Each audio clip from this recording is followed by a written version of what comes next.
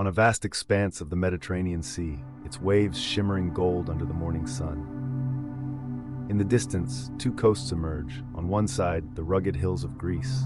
On the other, the ancient lands of North Africa, stretching toward the great deserts and the lush Nile Valley.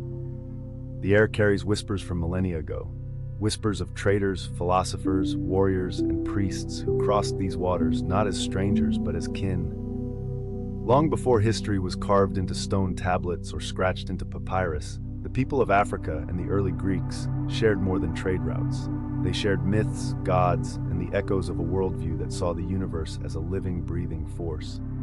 On the steps of the temples in Kemet, ancient Egypt, Greek travelers heard tales of Isis, the mother of magic, and Osiris, the resurrected king. In return, Africans heard of Gaia, the mother of the earth, and Kronos, the devourer of time.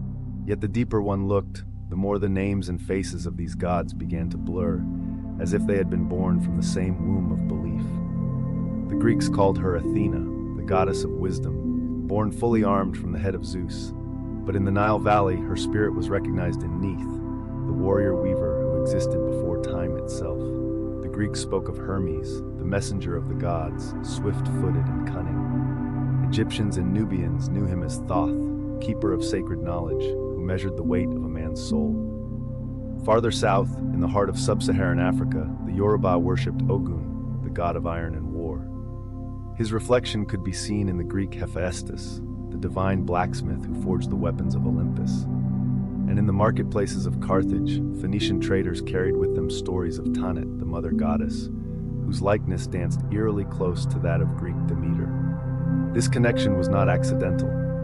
In those days, the Mediterranean was less a barrier and more a shared table, where ideas, beliefs, and bloodlines flowed freely. African priests taught Greek scholars astronomy, medicine, and geometry. Greek artisans brought their stone-carving skills to African courts. Together, they built a bridge of myth and meaning that still lingers in the shadow of our modern world. Yet as the centuries passed, something changed. The old gods, the ones who connected the land, the sky, and the people, began to fade.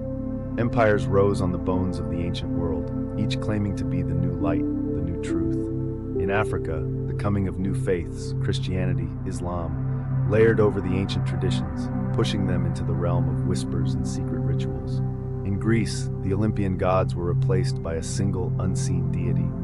What was once a shared spiritual language dissolved into fragments, myths retold as superstition or condemned as heresy. Still, the fingerprints of this ancient connection remain, not only in statues and scrolls, but in the way people move, eat, and speak.